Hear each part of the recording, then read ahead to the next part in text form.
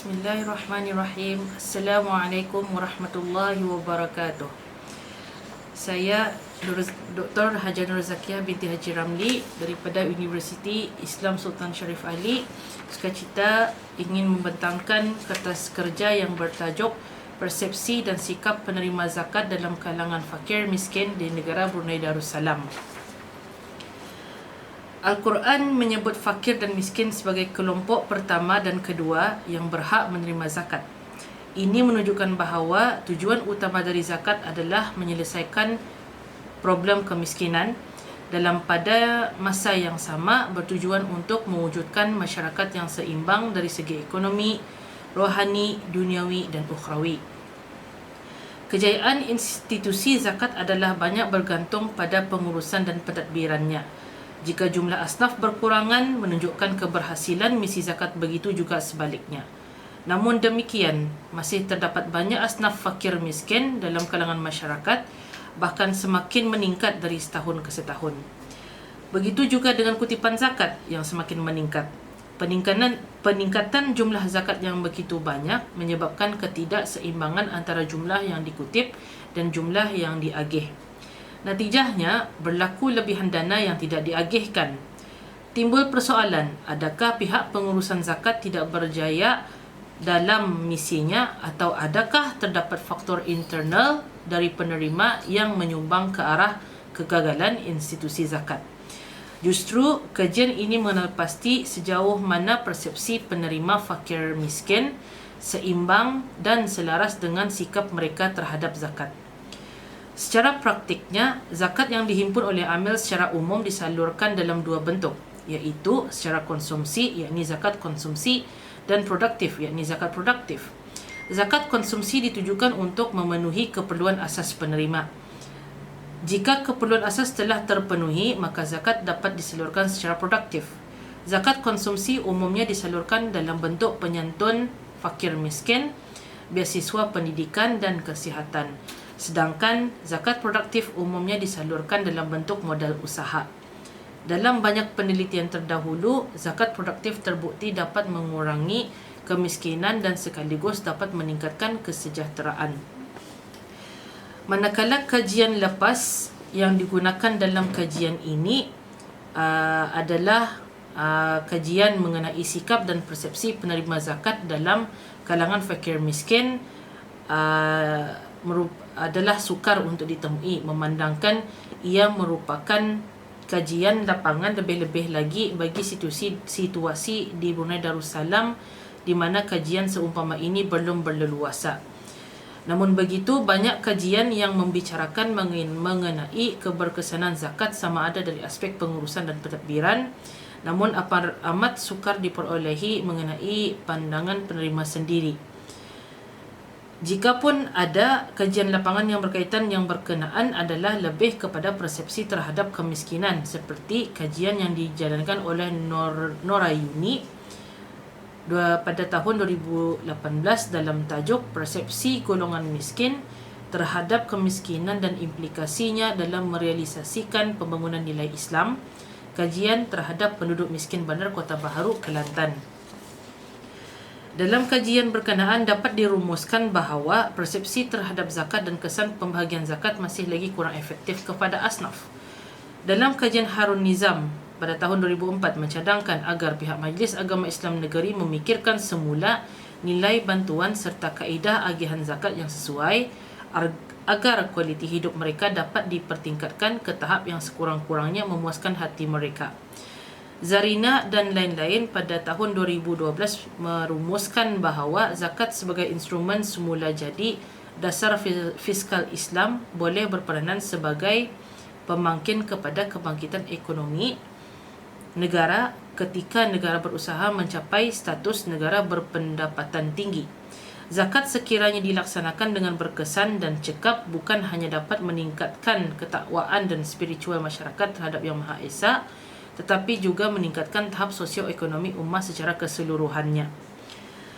Walau bagaimanapun, terdapat juga kajian yang merumuskan bahawa pelaksanaan zakat tidak efektif dan zakat tidak mampu meringankan beban hidup penerima.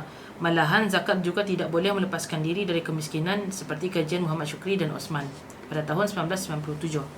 Sementara manajemen zakat di Indonesia dan Brunei Darussalam cuba mengenal pasti sejauh mana pengurusan zakat di Brunei dengan fokus kajian terhadap program pengurangan kemiskinan melalui pengagihan dana zakat yang ditinjau dari perspektif ekonomi dan sosial serta bentuk bantuan zakat sama ada berupa zakat konsumsi atau zakat produktif.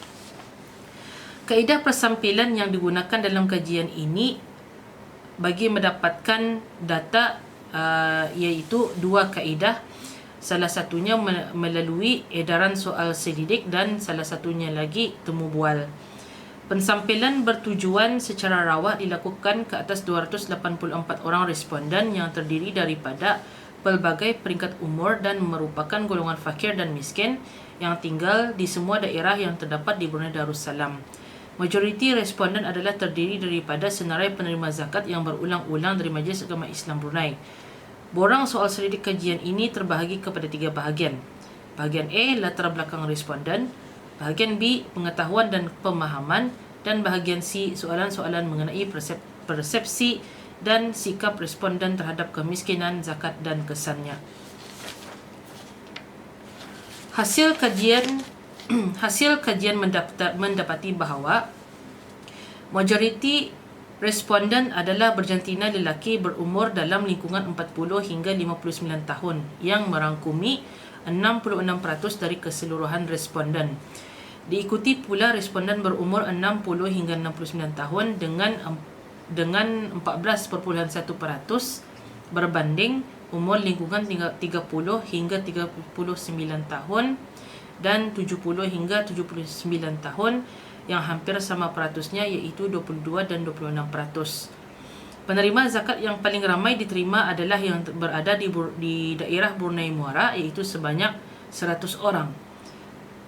Dan penerima zakat yang mewakili daerah Temborong adalah kuantiti yang paling sedikit iaitu seramai 21 penerima sesuai dengan jumlah keramaian penduduknya iaitu 11,400 orang mewakili 2.5% penduduk Brunei Darussalam. Sebagai ketua keluarga, jumlah tertinggi penerima zakat dari golongan lelaki sebanyak 189 orang dan majoritinya datang daripada daerah Brunei dan Muara yang merupakan daerah yang paling kecil. Sebagai sebuah pusat bandar yang menjadi tumpuan meskipun yang paling kecil keluasannya, namun mempunyai penduduk yang paling ramai sebanyak 319,500 orang iaitu 69.5% dari jumlah penduduk Brunei. Sementara jumlah yang tertinggi dari golongan penerima zakat dalam kalangan perempuan pula datang dari daerah Belait iaitu seramai 44 orang iaitu daerah yang paling besar di Brunei dengan keramaian penduduk adalah 16.5%.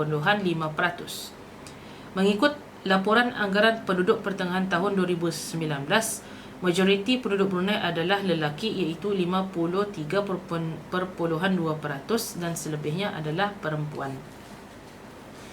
Dari segi taraf perkahwinan pula, peratus majoriti responden adalah berstatus kahwin bagi lelaki iaitu sebanyak 183 orang dan berbanding jumlah tertinggi bagi responden perempuan adalah sebanyak 48 orang bagi status ibu tunggal.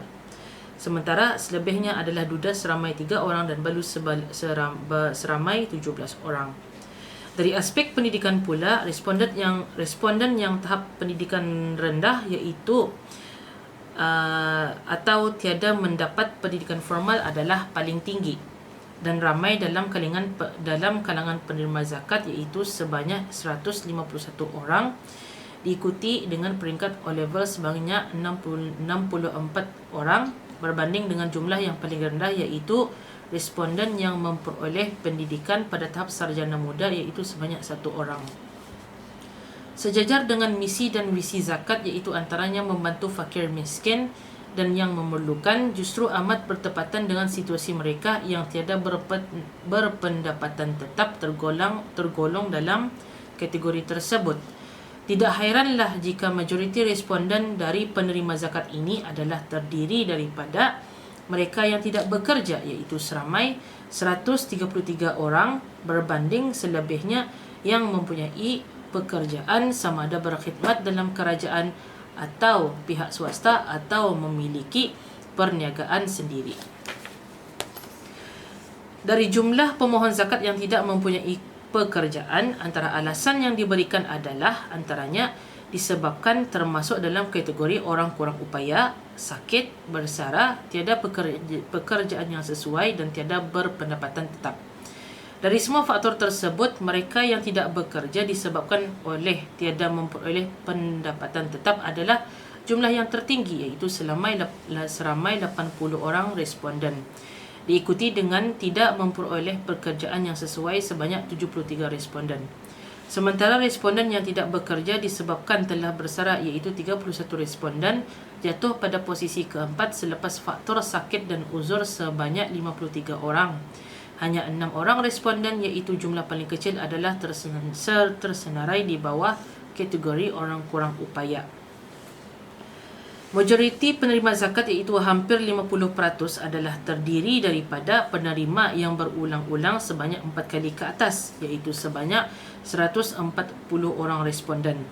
Sementara permohonan untuk zakat sebanyak 3 kali merupakan kedua terbanyak, iaitu seramai 78 orang. Diikuti permohonan sebanyak 2 kali, iaitu 43 responden, dan hanya 6.7% sahaja yang memohon zakat untuk pertama kali. Kebanyakan permohonan yang telah dipohonkan adalah dipertimbangkan dan diluluskan oleh Majlis Ugama Islam, iaitu seramai 230 permohonan, manakala bakinya iaitu 54 permohonan pernah mengalami situasi permohonan ditolak dan tidak dapat dipertimbangkan. Hasil kajian juga mendapati bahawa seramai 241 orang bersetuju menyatakan bahawa kelebihan mengeluarkan zakat dapat mendidik diri agar memiliki sifat mulia dan pemurah. Bahkan 95.8% dari responden juga berpendapat bahawa mengeluarkan zakat adalah bukti syukur kepada Allah atas rezeki yang diberikan. Di samping itu, majoriti penerima zakat bersetuju dengan kenyataan bahawa tujuan mengeluarkan zakat juga untuk mendapat barakah daripada Allah. Masih terdapat 39 responden yang menyatakan kurang pasti jika mengeluarkan zakat itu mampu mengeratkan hubungan kasih sayang dan silaturahim antara yang kaya. Persepsi yang sama juga berlaku di mana mereka beranggapan zakat kurang berpotensi mengurangkan kemiskinan dan meningkatkan taraf kehidupan. Sebanyak 19 responden. Tujuan dan kelebihan zakat adalah membantu orang yang lemah supaya dapat menunaikan kewajipannya terhadap Allah, merupakan pilihan kedua yang tertinggi oleh responden setelah pernyataan syukur terhadap Allah itu sebanyak 265 responden. Setelah mengetahui tujuan dan kelebihan berzakat dalam kalangan penerima zakat, kenyataan yang berkeinginan untuk menjadi pengeluar zakat adalah di tahap memuaskan, iaitu sebanyak 258 responden yang membawa peratus kepada 90.8%.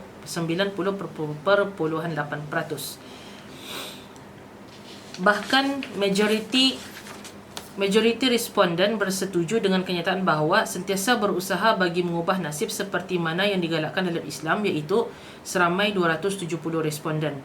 Selanjutnya, mereka juga berazam untuk menjadi pengeluar zakat bagi membantu masyarakat sebanyak 267 responden.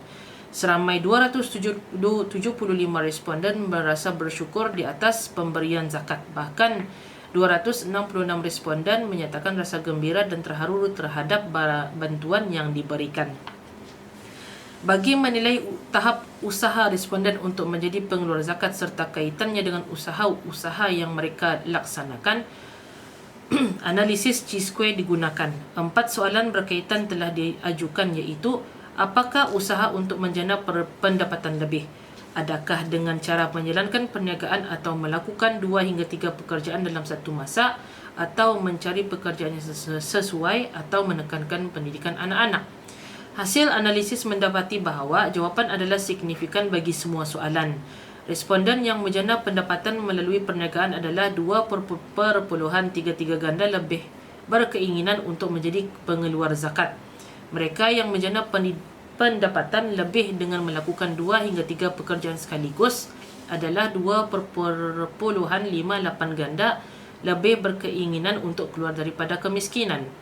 Sementara penerima zakat yang menjana pendapatan lebih melalui pekerjaan yang sesuai adalah 2.22 ganda lebih berkeinginan untuk menjadi pengeluar zakat di masa depan. Bahkan mementingkan pendidikan anak-anak adalah 4.2 ganda lebih berkeinginan untuk menjadi pengeluar zakat. Bagi mengukuhkan lagi kenyataan di atas, berikut adalah keterangan detail mengenainya. Merujuk kepada persepsi responden terhadap zakat dan kesannya, didapati bahawa 48% menyatakan setuju bahawa bantuan zakat yang diterima adalah mencukupi untuk sara hidup. Walau bagaimanapun, majoriti iaitu lebih daripada 50% beranggapan bahawa bantuan sara hidup yang dipohonkan adalah tidak mencukupi, iaitu sebanyak 21.5%, di mana 27 orang menyatakan sangat tidak setuju dan 34 responden tidak bersetuju, dan sederhana seramai 87 orang. Sejajar dengan keputusan majoriti sebelum ini, bantuan zakat yang diterima dapat meringankan bebanan kehidupan ke atas kebanyakan penerima zakat, iaitu sebanyak 161 orang dan 52 orang mewakili pandangan setuju dan sangat bersetuju. Hampir 2% yang menyatakan sebaliknya, dan selebihnya iaitu 64 responden beranggapan sederhana sahaja. Tidak dapat dinafikan lagi bahawa zakat mampu meningkatkan kualiti hidup seperti hasil kajian yang telah banyak dijalankan. Maka latar belakang responden adalah terdiri daripada golongan fakir dan miskin. Keseluruhannya adalah penerima zakat dari Majlis Agama Islam Brunei dan majoritinya penerima yang berulang-ulang. Kebanyakannya masih dalam kategori usia bekerja dan belum mencapai warga emas, status suami tidak bekerja serta tidak mempunyai pendapatan tetap. Bahkan kebanyakan responden mempunyai tanggungan yang banyak, iaitu 3 hingga 7 orang, termasuklah anak, anak buah, cucu dan juga cicit. Dari aspek pendidikan pula, responden yang tahap berpendidikan rendah atau tidak mendapat pendidikan formal adalah paling tinggi dan ramai dalam kalangan penerima zakat. Taraf pendidikan yang rendah dalam kalangan responden menyebabkan majoriti daripada mereka bekerja dalam sektor berkemahiran rendah atau sektor tidak formal. Keadaan ini dapat dikaitkan dengan teori modal manusia, yang mana terdapat hubungan yang positif antara upah yang diterima dengan tingkat pendidikan seseorang. Justru berdasarkan pencapaian pendidikan responden yang telah dibincangkan, sedikit sebanyak telah memberikan gambaran awal ini. Hasil analisis skor secara puratanya mendapati persepsi penerima zakat terhadap bantuan zakat adalah berada di tahap setuju dengan kenyataan yang dibentangkan. Walau bagaimanapun, timbul persoalan adakah misi zakat tercapai sepenuhnya, iaitu meringankan bebanan kehidupan fakir miskin. Memandangkan bantuan yang dihulurkan kurang mencukupi untuk sara hidup mereka. Ini adalah menurut hasil skor bagi tujuan tersebut adalah di tahap sederhana. Terdapat komen dari responden untuk menaikkan jumlah sara hidup memandangkan jumlah kutipan zakat berkurangan, maka pengagihan zakat pun turut terkesan. Meskipun demikian, bantuan tersebut tidak banyak membantu penerima zakat untuk keluar daripada kemiskinan, memandangkan permohonan berulang kali diterima dari orang yang sama. Justru dapat disimpulkan bahawa responden hanya sekadar berpuas hati dengan bantuan yang diterima dan menjangkakan jumlah bantuan yang diterima itu kurang mencukupi untuk menampung perbelanjaan mereka pada setiap bulan. Disarankan agar pihak tertentu dapat menyimak semula nilai bantuan zakat supaya dapat memberi kesan yang lebih efektif kepada asnaf bersesuaian dengan matlamat zakat memenuhi keperluan mereka. Dapat dirumuskan bahawa penerima zakat yang tidak mempunyai pekerjaan adalah disebabkan 2 faktor, iaitu pertama, tiada pendapatan tetap disebabkan tiada pekerjaan yang sesuai. Yang kedua, tiada pendapatan kerana telah bersara dan hanya mengharap pendapatan pension bulanan, iaitu RM250 sebulan. Ada pendapatan namun